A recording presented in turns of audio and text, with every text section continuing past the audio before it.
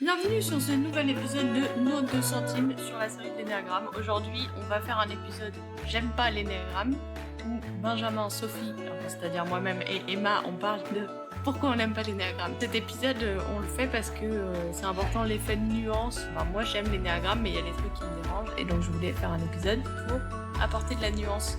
Si tu n'aimes pas l'énéagramme ou que tu comprends rien, peut-être que tu peux écouter cet épisode et tu te sentiras moins seul. On s'est bien marré et cet épisode a été extrêmement long à enregistrer, donc il y a des grosses parties qui manquent.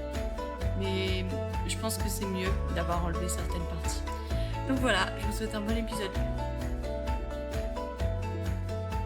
C'est parti. Bienvenue à tous sur cette série sur les l'énéagramme. Aujourd'hui, on est avec Sophie et Benjamin et ils vont nous parler du fait qu'ils n'aiment pas trop l'énéagramme. Oui. Donc, bienvenue Sophie, bienvenue Benjamin. La question Bonjour. est, qui êtes-vous? Est-ce que vous pouvez vous présenter en quelques mots? Yes, bah moi c'est Sophie, c'est moi qui fais le cast d'habitude. Et du coup, je suis contente d'avoir Emma qui est l'animatrice aujourd'hui. Dans le cadre de faire un effet de nuance sur la série sur l'énéagramme, j'ai décidé d'expliquer les raisons pourquoi des fois j'aime pas l'énéagramme. Je réalise que c'est un peu ironique ou bizarre que ce soit moi-même qui fasse l'épisode, mais en même temps, c'est la beauté de la contradiction humaine. Ouais, moi, c'est Benjamin. J'étais déjà venu une fois pour parler du conflit, je crois, et c'était très très cool. Et Du désaccord. du désaccord, oui, il y avait le conflit en même temps dedans. Parce que c'est ironique que tu sois celui qui soit en désaccord avec l'énéagramme C'est alors ce que que tu as j'allais fait un dire du podcast sur coup. le désaccord. Pardon, C'est je t'ai ça. piqué ta punchline. Non, pardon. Il n'y a pas de souci, c'est pas grave. Non, ouais, voilà, toujours en étude d'info. J'aime toujours les gens, comme j'avais dit au premier podcast. Et, et c'est très intéressant la communication et apprendre à connaître les gens, apprendre à vivre en société. Donc, je suis content de pouvoir parler de ça aussi. Super. Bah, merci beaucoup pour votre présence et votre apport de connaissances sur le sujet. On essaye. On verra. Alors, Oui. deuxième question. Depuis quand est-ce que vous connaissez l'énéagramme et qu'est-ce que vous aimez pas dans cet outil? Alors, moi perso, j'ai découvert l'énéagramme dans un week-end Agapé. Agapé, l'association dans laquelle on est tous les trois, de laquelle on se connaît avec Emma et Sophie. Un week-end qu'on avait fait, où on avait fait venir des gens qui s'y connaissaient beaucoup là-dedans, qui avaient fait tout un week-end pour expliquer ce que c'était, expliquer à quoi ça servait. On avait fait des petits temps, on s'était regroupés par type d'énéagramme et tout et tout. Enfin, c'était super intéressant. Et je tiens à préciser que ma connaissance sur le sujet n'est pas du tout à hauteur des autres personnes que tu as interviewées ou quoi. Donc Oui, voilà, parce il qu'en fait, faut t'aimes pas savoir nuancer. l'énéagramme, donc t'as pas trop Non, creusé le sujet. alors, première nuance. Non, c'est pas que j'aime pas l'énéagramme du tout. Mais non, c'est juste que je trouve plusieurs défauts. Enfin, déjà, je commençais par dire que je trouve ça très intéressant comme idée. Les... Ouais, y a pas que ça comme modèle d'ailleurs pour ouais, pour apprendre à découvrir quel est ton type de personnalité, tout ça. Il y en a d'autres aussi, mais l'énagramme est vachement complet. Et je trouve ça vraiment intéressant. Il est vraiment bien fait et tout. Et c'est pas juste un truc comme ça, c'est marrant, on a chacun un chiffre. Enfin, non, je trouve ça vraiment cool en soi, mais je trouve que ça a vraiment des limites, ouais, des grosses limites et que il faut faire attention, je pense. Ouais. Bon, déjà, il y a toute l'histoire de mettre des gens dans des cases. Je sais que c'est pas vraiment ça et que c'est pas le but, mais quand même, je trouve que, par exemple, le week-end qu'on avait fait, quand on s'était tous regroupés pour manger, par exemple, entre types, ça faisait vraiment, vraiment mettre les gens dans les cases pour le coup. Peut-être que je dis ça parce que j'étais le seul dans mon type aussi, c'est possible. Mais, Et que t'as mais- galéré à trouver un peu ton type, non? ouais, aussi. Et ouais, c'est ce que j'allais dire en deuxième, c'est que Mince, maintenant je te je dis. m'y retrouve pas forcément, c'est pas grave, ceci. Je me retrouve pas forcément dans un type en particulier. Bon, avec les tests, avec ce que les gens m'ont dit, tout ça, j'ai quand même trouvé un, entre guillemets. Mais moi, j'ai vraiment du mal avec je suis comme ça et je vais agir comme ça dans cette situation parce que j'ai l'impression quand je lis tous les types, j'ai l'impression d'être tout en fait, tout et rien et ça dépend des jours et des humeurs et tout. Et c'est même pas une histoire que je sais qui est censée avoir un prédominant et que ça définit pas toujours ce que tu fais. Mais pour le coup, j'ai vraiment pas l'impression d'avoir un prédominant. Ça dépend, dans certains domaines, je suis carrément 3, dans d'autres domaines, je le suis pas du tout et tout. Et ouais, voilà, Je pense que j'ai aussi un peu de mal à me retrouver là-dedans, c'est pour ça que peut-être je suis moins fan. Et ouais, Sophie, vas-y, rebondis. Alors moi, j'ai une liste aussi de trucs que j'aime pas sur l'énéagramme, tu peux rebondir. Alors moi, je suis d'accord avec le fait de mettre des gens dans une boîte, parce que je trouve que ça stéréotype les gens. Et si on s'arrête en fait à la boîte, genre par exemple, Emma et moi, on a un type en commun. Et hier, par exemple, on a eu une discussion hyper profonde. On s'est rendu compte que sur un sujet, on avait deux comportements et deux manières de réfléchir vraiment très différentes. Pourtant, on a le même type énéagramme et en plus, on est le même Myers-Briggs sur 16personnalités.com. On a exactement les mêmes pourcentages presque. On pourrait dire qu'on est la même personne. Pourtant, nos histoires de vie, nos cultures familiales, tout ça font que, en fait, on n'est pas la même personne. On n'est pas interchangeable. Et, euh, et si, par exemple, j'avais rencontré Emma avant de savoir... Enfin, en fait, Emma, on a commencé à se connaître et je savais déjà que tu étais 4 et tu savais déjà que j'étais 4. Genre, quand on a vraiment appris à se connaître mieux cette année-là, on savait qu'on était 4. Et ça nous a pas empêché de vraiment nous connaître et de vraiment... de pas rester dans le stéréotype. Je pense un des risques de la mauvaise utilisation de l'énéagramme, c'est d'être dans du stéréotype. Et c'est dommage, parce qu'on passe à côté des vrais gens. Ouais. C'est intéressant ce que tu dis sur le fait que vous auriez été la même personne parce que vous auriez les mêmes pourcentages et tout.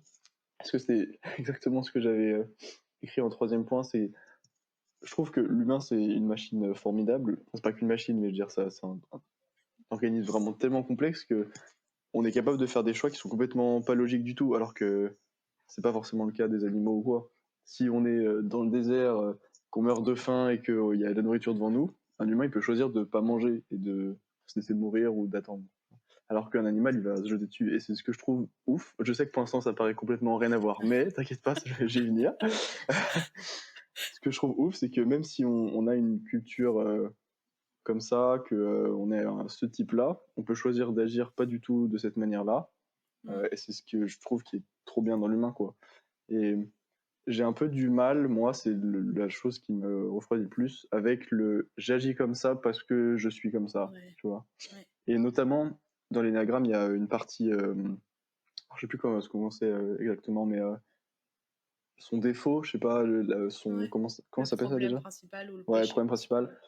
Et pour moi, enfin, après c'est que mon avis, hein, mais pour moi, t'as pas du tout le droit de dire j'agis mal comme ça parce que je suis comme ça. C'est interdit. Enfin, enfin, c'est peut-être bizarre ce que je dis, mais c'est pas. Ouais, je sais pas. C'est pas parce qu'on a été violent avec toi que t'as le droit de justifier le fait que t'es violent avec les autres. Et Ouais. pour moi, c'est absolument pas un argument de dire je suis comme ça, c'est ma personnalité. Enfin, ouais, je sais pas. Ouais, Tu ouais. vois ce que je veux dire? Non, t'as raison. Ce qui est Je suis d'accord. ce qui est trop bien chez nous, avec notre cerveau, c'est qu'on est capable de, malgré un passé comme ça, agir totalement différemment et choisir à cet instant-là de pas faire cette chose ou de faire cette chose-là. Après, ça mériterait de discuter de est-ce qu'on est vraiment libre. Même si, enfin, Bien il y a sûr, des choses dans ma vie où je sais que je devrais pas faire ça, mais je suis incapable de faire autrement parce c'est que clair. j'ai peur, parce que j'ai des blessures, parce que tout ça. Mais oui, Mm. t'as raison.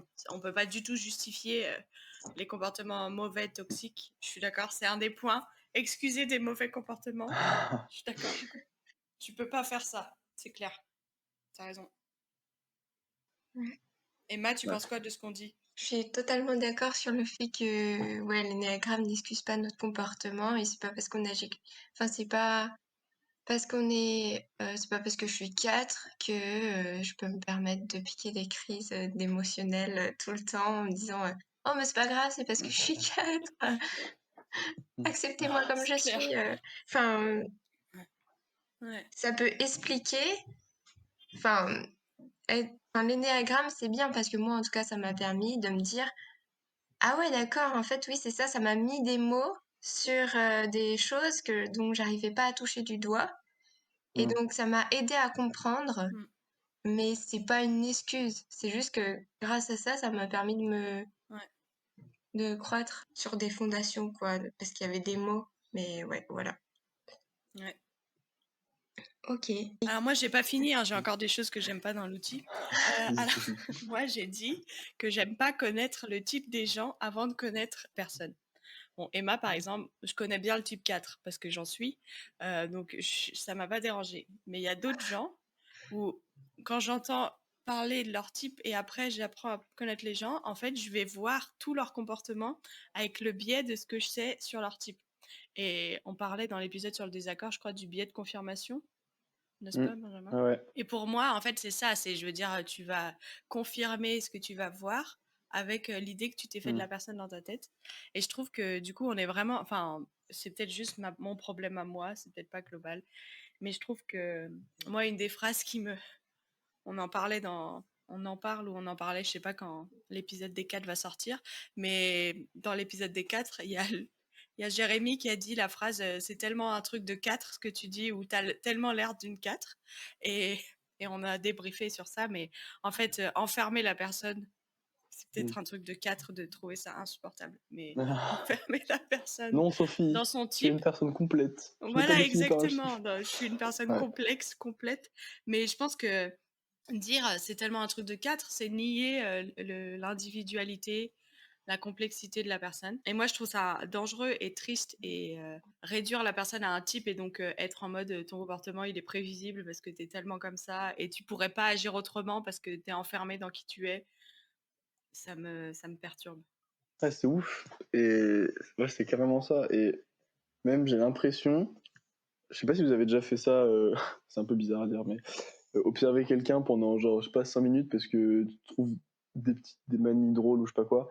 Et ça m'arrive des fois de faire ça pour des potes et de réfléchir à quel type ils seraient. Je sais quel type ils sont, entre guillemets, mais en me disant, tiens, s'il était neuf, est-ce que j'arriverais à le voir comme un neuf, tu vois? Et je le regarde, et comme tu dis, bien confirmation, tout ça, les petits agissements qui font penser à de neuf, je fais, ah, mais il est neuf en fait, tu vois. Et j'ai l'impression de pouvoir faire ça avec quasiment presque, parce qu'il y a des limites, mais presque tous les types sur presque toutes les personnes. C'était pas du tout clair ce que je viens de dire, mais en gros, j'ai l'impression qu'une personne, si on veut qu'elle soit tel chiffre, tu trouveras tout ce qu'il faut pour qu'elle soit tel chiffre, tu vois. Oui, c'est vrai. Ouais, dans les limites. Enfin, ouais. Il y a des gens qui sont vraiment à l'opposé de certains comportements, donc évidemment, ça marche pas. Mais ouais, c'est ça. Moi, je dirais aussi que le fait d'être dans un type et d'être, mais en fait, je pense que c'est pas l'outil, c'est une mauvaise utilisation de l'outil ou une mauvaise compréhension de l'outil. C'est pas un problème avec l'outil, c'est ce qu'on en fait, à mon avis. Que, en fait, si on comprend bien l'énéagramme, on doit comprendre que le but de l'énéagramme, c'est pas de nous enfermer dans une boîte, c'est de nous aider à nous intégrer et à devenir quelqu'un en bonne santé, voilà, c'est ça l'objectif de l'énéagramme. Malheureusement, quand on l'utilise mal, en fait, on se nie la possibilité de changer et on empêche l'autre de changer, d'évoluer, de grandir. Et donc, moi, j'espère que, on parlait des crises émotionnelles avec Emma, j'espère qu'aujourd'hui, les crises émotionnelles que je me tape où il y a tellement d'émotions que je peux plus, j'espère que dans 5 ans, ça arrivera moins souvent, où j'arriverai mieux à les gérer parce que j'aurai changé. Mais si je me dis, ben, je suis 4, donc je suis condamnée à ça, ou machin est 8, et donc machin voilà, machin est 7 et il sera toujours comme ça, ben, je sais, ouais, c'est en fait reconnaître que l'outil, ça nous permet de grandir, d'évoluer et de se laisser nous-mêmes grandir et de laisser l'autre ne pas être le même dans 5 ans. C'est bien dit. Ouais, c'est difficile. Je partage, oui, c'est difficile. Je partage totalement ta pensée. Moi, je dirais aussi que des fois, quand on présente l'énéagramme, il y a des types qui ont quand même la belle vie et d'autres qui sont vachement mal présentés. On va pas balancer des types, mais moi, je dis que je sais qu'il y a des types, moi, je dois conscientement me dire non, mais ces gens ne sont pas juste leur type. C'est toute une question de maturité et de croissance. Il y a des gens qui sont immatures et qui me font peur, mais peu importe leur type, en fait. Et j'ai peur de certains gens en me disant ah, ils sont de tel type, du coup ça me fait flipper parce que je sais que leur type ça peut être compliqué avec le mien. Bah, j'ai pas envie de faire ça, j'ai pas envie de stéréotyper les gens. Parce que je disais que justement au week-end, enfin je voulais dire qu'au week-end, on avait découvert l'énéagramme, donc j'étais le seul à mon type, et surtout il était présenté, je trouve, comme le méchant. C'était vraiment du coup les tests m'avaient donné, enfin les tests, ouais. En réfléchissant un peu, j'avais été dans le type 3, et j'avais l'impression que comparé à ceux qui étaient à côté, genre le 2 ou le 4, c'était vraiment le méchant de l'histoire, quoi. C'était... Bon, Mais je sais pas comment... en même temps, il y a un peu on dit que quand tu trouves ton type, t'es celui qui tu trouves que c'est le pire de tous. Non, pas forcément le pire, mais je sais pas comment expliquer, même les, pareil, je vais pas balancer des noms, mais il y avait à chaque fois des exemples de personnes connues pour chaque type, et moi j'étais pas très content des personnes qui C'était avaient. qui? C'était Trump, je crois, ou des trucs comme ça. Mais non. Là, je me dis, si. Ah oui, oui, Wow. c'est vrai, ouais. Bah, nous, c'est Amy Winehouse, les 4, donc c'est pas ouf non plus, quoi. Je sais même pas qui c'est. Oups. Tous les artistes torturés.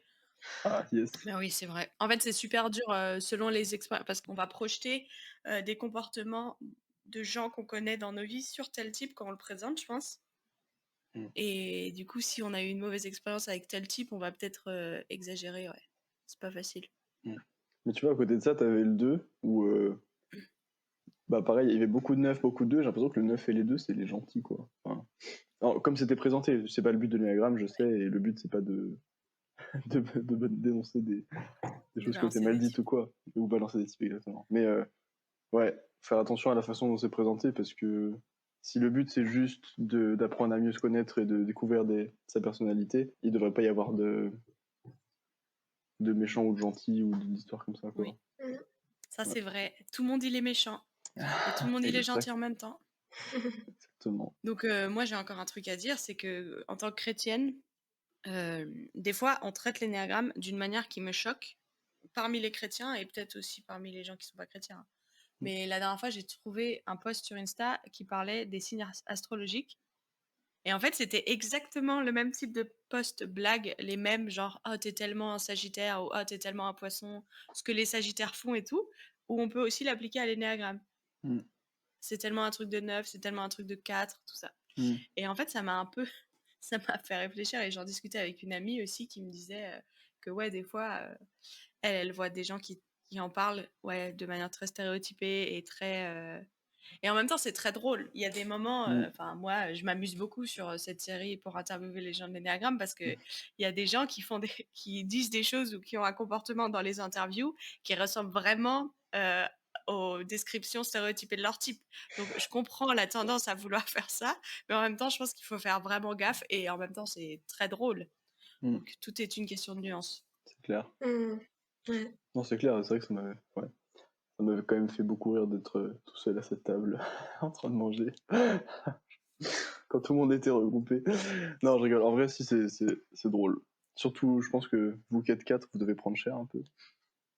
On me prend cher, pourquoi? Parce que les blagues sur les 4, il y en a plein, quoi. Il y en a plein sur tous les types. Oui, c'est vrai, mais oui. Ouais. Mais on est unique dans le sens où on est ceux qui font où on a le plus de blagues possible. Ça me va. Ouais, exactement. Moi, c'est tout. J'ai dit toutes les choses que j'aimais pas sur l'énéagramme. Emma, il y a des choses que toi, Waouh. t'aimes pas sur l'énéagramme? Bah, ça regroupe ce que vous avez dit. Je suis d'accord avec vous. Ouais. Nice. Et Très bien. qu'est-ce que vous pensez de cette idée d'apprendre à se connaître? Et comment tu apprends, toi, à te connaître?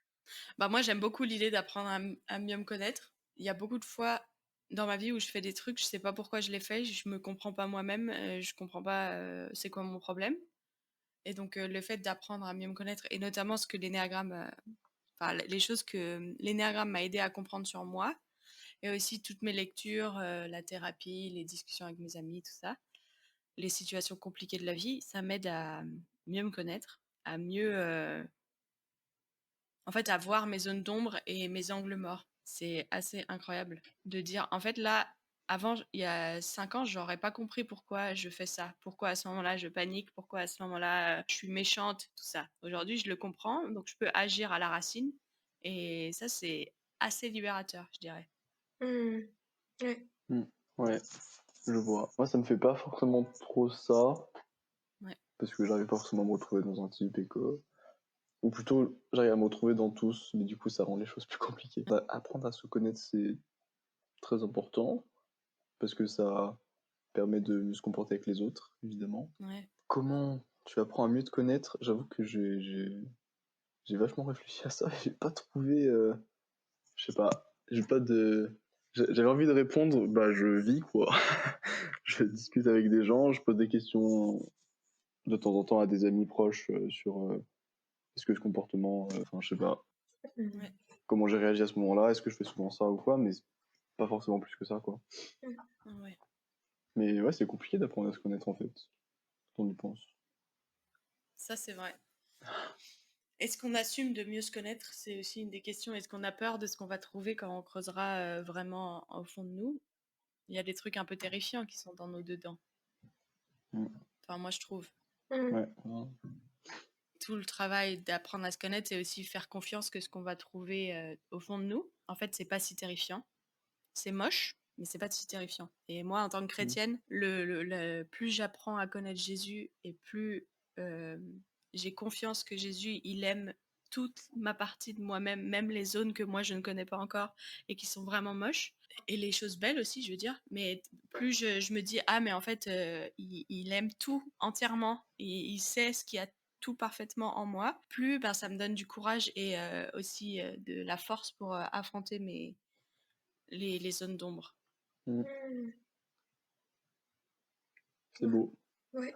Oh, non, mais c'est vrai. Non, mais en fait, je sais pas Et c'est vrai. comment. Enfin, que si t'as pas l'assurance d'être aimé dans tes zones d'ombre, même par tes amis, je veux dire, quand tu dois dire tes zones d'ombre à haute voix à quelqu'un d'autre qu'à Dieu, t'es pas assuré et sécurisé dans l'amour qu'ils ont pour toi, ben tu peux pas le faire, je pense. Mm. C'est clair. Ouais. L'énagramme, c'est bien, mais Dieu, il nous connaît bien mieux. Enfin, en tout cas, c'est ce qu'on pense. D'ailleurs, c'était marrant, rien à voir, mais toujours à ce week-end-là, quand les gens me demandaient quel type j'étais, je leur disais, ah, moi, je suis pas un type, je suis chrétien. Et ça me faisait beaucoup rire. Enfin, Ouais, parce que tout c'est le drôle monde comme était blague, plus ou c'est moins. vrai. Tout le monde était chrétien à ce week-end-là, donc voilà. Petite C'est précision. vrai, Benjamin, t'étais vraiment de bonne humeur le dimanche, je me rappelle. T'étais vraiment un peu saoulé par tout ça. Oui, mais après, tout le monde en parlait pendant déjà tout le Ouais, je week-end, sais. et après pendant toutes les semaines qui ont suivi. Donc, T'avais raison. T'avais raison. ouais, Ça a déclenché quelque chose ce week-end-là chez tout le monde. c'est ça. Ouais. Tout le monde qui arrêtait de me dire, oh, t'es quel type, t'es quel type, t'es quel type. Et... Ah, je suis pas un type. Je suis Benjamin Bio. Je suis, Ah, bref. c'est ça. Je suis bien plus complexe. Je ne veux pas être prévisible. Ouais. Exactement. Peut-être que c'est un comportement de 4 au final. Ouais, Peut-être que je suis en train de découvrir mon type en fait. Oh, Benjamin, il est 4. Tellement Ah, drôle. quelle horreur. Moi, ce que j'ai remarqué dans apprendre à se connaître, c'est que non, en fait, j'ai rien à dire. Donc, j'ai une illumination, mais après, elle a disparu. Mon sommeil, c'est dur. Non, Sophie. Moi, je dirais que j'ai jamais autant appris à me connaître que depuis que je vis en coloc. Parce que quand je vis seule, en fait, genre, je suis avec moi-même et c'est comme si j'avais pas de miroir. Qu'avec mes colocs, bah, je vois que, ah bah là, je mérite quand je fais ça. Ah, quand elles font ça, je mérite. Oh bah, je vois que j'ai cette passion-là. Enfin, C'est c'est... vrai. Ouais, on se frotte à l'autre. Ce que tu veux dire par là, oh, je mérite. Je m'irrite. Ah, Ah, je mérite. Oui. D'accord, pardon, j'avais compris, je mérite. Je dis... Ah non. Toute la Ok. phrase n'a aucun sens. Ouais, exactement. Ouais, non, ouais. Ok, d'accord. Ah, c'est intéressant. C'est vrai que quand t'es Non, tout c'est seul, vrai. t'as pas forcément envie de plus te découvrir. Ça rejoint un peu ce que Sophie disait. Ouais. Peut-être d'avoir un peu, je sais pas, peur de quitter au fond. Et c'est vrai que quand t'es avec d'autres gens, t'as plus envie de savoir comment toi tu es pour te comporter avec les autres, quoi. Je trouve ça cool. Enfin, Je sais pas si pour t'as Sophie. envie, mais t'es obligé, en tout cas. Ouais, c'est Oui, ça. enfin, ouais. Oui. C'est vrai que, en fait, moi, j'habite seule. Avant, j'habitais en coloc. Et il y a vraiment l'avantage ou l'inconvénient de la coloc, c'est les gens, quoi. Le fait qu'il y a des gens qui habitent avec toi, c'est vraiment un avantage et un inconvénient. Je suis d'accord. C'est clair. Qu'en fait, quand on est tout seul, on peut se faire des illusions sur comment on fonctionne et qui on est. Ouais, c'est ça. À partir du moment où on est avec d'autres gens qui habitent tout le temps, donc qui te voient tout le temps quand t'es fatigué le Ouais. matin, qui rangent pas leur vaisselle, voilà, ou qui font plein de trucs, en fait, c'est vraiment irritant. Balance des noms, C'est balance vrai. des noms. Non, mais je veux dire, moi, par Oui. exemple, je fais ma vaisselle quand je suis en coloc. Quand j'habite toute seule, je la fais pas.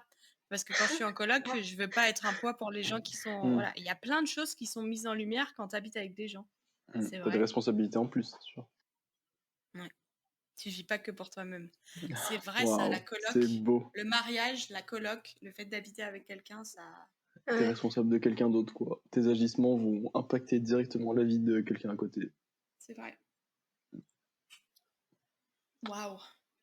Ouais, j'ai l'impression qu'à partir du moment où on est en communication, bah, on se révèle parce que nos paroles, et notre langage non verbal, c'est ce qui ressort de nous. Finalement, il n'y a que ça. Et Mm. du coup, bah, c'est juste on s'exprime. Et donc, je pense à partir du moment, bah, même dans les choix de nos mots, dans les SMS, bah, en fait, c'est nous. Et donc, souvent, on se pose des questions, des fois, ah, est-ce que je mets un point, je mets un smiley ou pas? Bah, c'est se dire, en fait, je suis qui, moi? Je mets un smiley ou un point? Je suis quel type de personne? Qu'est-ce que l'autre, oui. Et qu'est-ce que l'autre va penser de ce truc et tout, parce que l'autre est différent et a un radar différent du mien. Ouais. D'ailleurs, je pense qu'il y a des gens sur Terre qui se posent pas la question de mettre un smiley ou un point. Ah, c'est vrai que c'est essentiel hein, de savoir quel smiley on va mettre. Par exemple, Benjamin, toi, tu réfléchis beaucoup quand t'envoies des SMS? Non, Voilà. pas Voilà. spécialement. Ça va. Enfin, moi ça dépend pourquoi, avec qui, mais Oui. je sais pas, moi je suis pas trop smiley de base, à part ceux qui ont aucun sens, mais je sais pas, moi je trouve ça gênant les smileys. Mais bon, ça n'a rien à voir avec le sujet Ok, je d'origine. mettrai pas de smiley, Benjamin. Ouais. Non, les autres je m'en fiche, mais moi je trouve ça gênant d'envoyer des smileys, je sais pas. Ah, bref. Au début de ma vingtaine, j'ai réalisé qu'en fait, tout le monde dans ma vie n'analysait pas absolument tout ce qui se passait. Ouais. Et ben, en fait, ça a été incroyable.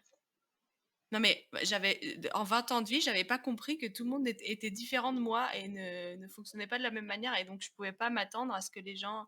C'était incroyable. Je me suis sentie vraiment très bête ce jour-là de pas avoir capté ça avant. Je vois, ouais. De la même manière que si j'étais quelqu'un qui analysait pas tout, il faudrait que je comprenne qu'il y a des gens qui analysent tout. Pareil. Ouais. Bref. Excellent. Ah, ouais. Peut-être que tout le monde analyse tout, mais à sa manière, quoi. Pas forcément les mêmes choses, pas avec la même énergie. Avec ma colocataire, on est très très différentes et c'est vrai que moi j'ai tendance à beaucoup analyser, elle pas du tout. Et il y a beaucoup de points, on est très différentes et en fait on a découvert que vraiment des personnes, enfin comme tu dis, on a fait cette découverte que ah mais vraiment enfin je sais pas, tu laisses pas les situations te submerger, mais moi c'est ma vie, enfin et bah vraiment on a vraiment découvert que les gens étaient très différents de nous-mêmes.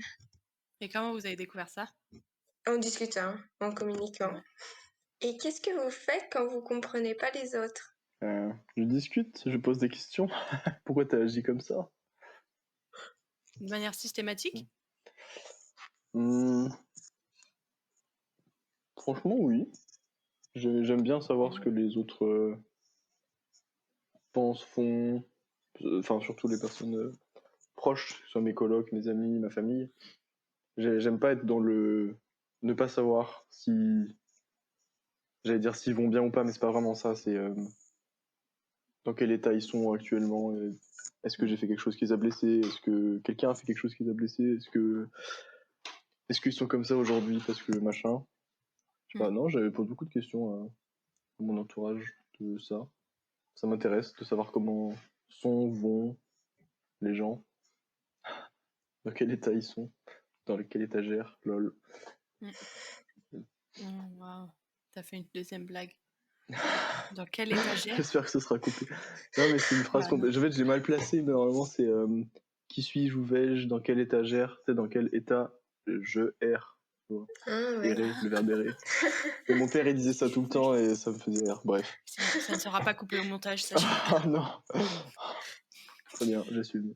Moi, quand je comprends pas les autres, en général, ça m'arrive souvent de me dire, mais là, je capte pas, en fait. Il y a un truc que je comprends pas. Il y a tellement de différences. Il y a les différences hommes-femmes, il y a les différences de personnalité, il y a les différences de culture, les cultures familiales et tout. Ça m'arrive souvent d'être en mode... Mais ça, c'est parce que j'ai envie de comprendre les motivations profondes des gens. C'est aussi un problème. Mais du coup, je suis là en mode... Je pourrais jamais faire ça. Jamais je ferais ça. Ça n'a aucun sens de faire ça. Donc après la première phase qui est du jugement pur en mode mais c'est quoi le problème de cette personne, j'essaye de prendre du recul et de me rappeler que tout le monde est différent et que ce que moi je vois n'est pas forcément la vérité pour tout le monde ou la réalité de tout le monde. Ce que moi je ressens, ce que moi je pense, tout ça. J'aimerais pouvoir faire comme Benjamin et poser des questions, mais j'arrive pas parce que j'ai peur que les gens ils vont se sentir jugés face à mes questions. Ah, c'est le cas souvent, hein. Mais C'est quoi, que les gens se sentent c'est un jugés? problème de tact. Non, mais C'est le problème de ça, c'est questions, ouf. ouais. Non, mais parlons-en. Parlons-en. Évidemment, il y a toujours, comme tu dis, la phase de temps en temps de jugement au premier Mhm. abord quand tu regardes les agissements de quelqu'un et tout. Et ça, c'est le cas pour plus ou moins tout le monde, je pense. Et moi, le premier. Mais quand je pose une question sur pourquoi t'as fait ça ou quoi, en général, c'est pas méchant ou c'est pas pour juger, c'est juste que j'aime bien avoir purement l'information de ce qu'il va me Ouais. dire. Enfin, je sais pas comment dire, mais et c'est m'est arrivé plein de fois d'avoir blessé des gens en posant des questions parce qu'ils pensaient que j'étais en train de les juger ou quoi. Et alors que Mhm. pas du tout. Moi, ça m'intéresse juste. Ouais. Et je m'en fiche que t'aies agi comme ça à ce moment-là. Et enfin, J'essaie de réfléchir s'il y a d'autres choses qu'il ah, faudrait faire. pour mieux comprendre les autres. Bah, à Ouais. part communiquer, tu peux pas faire grand-chose. Oui, C'est un peu t'as le raison. seul outil qu'on a de d'avoir des informations du cerveau de la personne en face de toi, quoi. Ouais, ouais. Comme disait Emma, Ouais, mais en même temps, toi, t'as verbal et dit que non ça se verbal. passait pas hyper bien. Dans certains cas, mais peut-être parce que je manque de tact. Et ouais, peut-être que je pose pas les questions au bon moment aussi. Peut-être que quand il y a un événement, quelqu'un qui a été blessé ou quoi, il faut pas aller venir directement pour savoir ce qui s'est passé. Je sais pas. Et qu'est-ce que vous avez envie de dire aux personnes qui aiment l'énéagramme? Bah que c'est un outil qui est vraiment cool déjà, que c'est bien de s'intéresser à ça et à la psycho et comment se comporter, mais que ça a ses limites et qu'il faut pas, comme on disait en début de tout à l'heure, que c'est pas un moyen de justifier tes actes, surtout si, comme disait Sophie, s'ils sont toxiques ou nuisent aux autres, que ouais, t'as pas trop le droit de jouer cette carte-là, quoi. Et qu'il faut faire attention à bien utiliser l'outil, comme on a dit un peu tout le long, que parce que si c'est mal utilisé, on peut stéréotyper les gens et mettre les gens dans des cases et ne pas vouloir comprendre que c'est des gens complexes et qu'ils vont pas forcément agir tout le temps comme on pense qu'ils vont agir. Ouais. Mm. Ouais. Moi, je dirais que il faut bien connaître l'outil pour pouvoir bien s'en servir. Mm. Du coup, si t'aimes l'énéagramme, continue de te renseigner sur la question. Et puis, au bout d'un moment, sors des livres et va voir des gens. Parce que l'énéagramme, il a été créé pour les gens. C'est pas les gens qui ont été créés pour l'énéagramme. Je paraphrase Jésus là, qui disait pas ça sur l'énéagramme, bien sûr.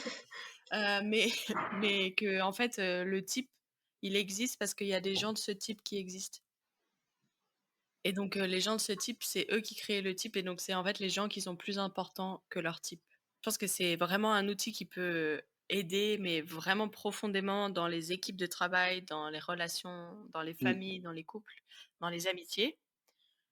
Si tu es prêt à écouter que les gens, ils sont plus grands, plus larges que leur type, et si tu as bien fait le boulot. Du coup, je pense que si tu fais toutes les choses qu'on n'aime pas sur l'énéagramme, que tu les fais toi, ça veut dire que tu n'utilises pas bien l'outil, que tu le connais pas bien, donc va le connaître plus. Ou lâche-le si tu n'arrives pas à bien t'en servir. Et arrête de nous stéréotyper.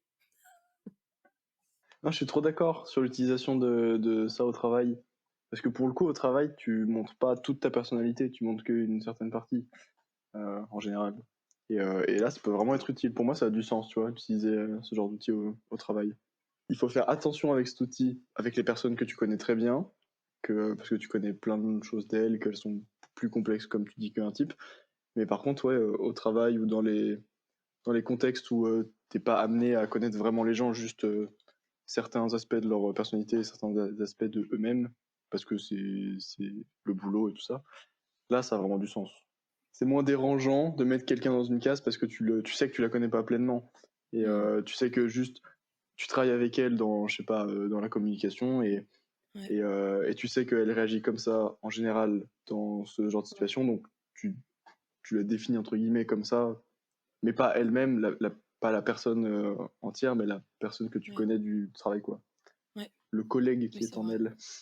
Mm. Est-ce qu'il y a eu des situations, j'improvise une question comme ça, parce que ça m'intéresse. Est-ce qu'il y a eu des situations où le fait de connaître le type de la personne avec qui vous discutiez, euh, ça a vraiment débloqué quelque chose Mm. dans votre relation ou dans un conflit, ou peu importe? Moi, clairement, en fait, quand justement il y a quelqu'un qui fait un comportement que je ne comprends pas, si je connais son type et que je sais pourquoi il le fait, du coup, je peux lâcher le contrôle et dire cette personne a besoin de faire ça à ce moment-là. Moi, j'en aurais pas besoin, mais parce que je sais pourquoi elle le fait ou que je peux imaginer pourquoi elle le fait parce que je connais son type, son comportement a beaucoup plus de sens. Je pense à plusieurs situations avec plusieurs personnes. Carrément. Ok. Ouais. Ouais, je te rejoins aussi. Bah, notamment avec mes colocs. Enfin, depuis que je sais un peu. En fait, ce week-end sur l'énéagramme nous a permis de discuter un peu plus sur qui on était, de se développer un peu plus nos connaissances sur l'autre. Et du coup, maintenant qu'on n'est pas d'accord, et bah, je comprends sa position Mm. et je suis plus dans l'amour et je peux plus accueillir ce qu'elle va me dire, ce qu'elle va faire, parce que je le comprends mieux. Mm. Alors, est-ce que vous voulez rajouter un truc pour la fin? Oui. Ouais. Oui, alors moi, je voudrais dire que à chaque fois que j'ai dit à quelqu'un qui ne connaissait pas l'énéagramme ou que je présupposais le type de quelqu'un, en disant ah t'es tellement, toi je pense que t'es 4, toi je pense que t'es 6, à chaque fois c'était centré sur moi pour moi paraître intéressante. Pour faire mon intéressante et dire ah j'ai compris la psychologie humaine, je sais quel type tu es. Tu fais Et un mea donc culpa? déjà je suis désolée si tu écoutes cet épisode et que je t'ai dit toi t'es tellement comme ça et que c'était pas pour t'aider toi-même parce que tu m'as demandé de l'aide déjà. Et ensuite je pense que si on veut aider les autres à grandir et à devenir qui ils sont appelés à devenir, on doit être les spectateurs et on doit pas être en avant. Enfin, c'est l'autre qui guide la discussion, c'est l'autre qui dit à quel rythme il veut aller dans la découverte de lui-même. Et donc voilà, c'est mon mot de la fin. Trop bien. Merci Sophie. Ouais, que ce soit qu'on est à fond dans l'énagramme ou pas, tant que si nos motivations ça reste de vouloir comprendre les autres parce qu'on a envie de mieux se comporter avec eux, bah c'est cool. Amen. Amen à ces paroles. Et toi Emma, tu veux dire quelque chose tu veux répondre à ta propre question? Mot de la fin, mot de la fin. Bah, peut-être se dire que bah, du coup, il n'y a pas tout le monde qui apprécie forcément l'énéagramme et qu'on peut peut-être se sentir agressé si on vient vers nous en nous disant ah t'es quoi ou juste se T'es dire quoi? que bah du Même coup pas t'es qui, t'es quoi? J'avoue, tic de langage, c'est... Ouais. Ouais. juste se dire bah voilà on est tous différents et il faut pas projeter nos interprétations, nos émotions sur les autres et Ouais. que ouais voilà il y en a qui aiment pas, il y en a qui aiment et juste se Excellent. respecter. Waouh, c'est bien ça. Très bon mot de la fin. Merci pour cette conversation, les amis. C'était bien. Oui, de ouf. Merci Oui. pour la réinvitation. Je crois qu'on a respecté le truc de pas trop défoncer l'énéagramme, mais d'apporter de la nuance. Bravo. Ouais, Parfait. c'est clair.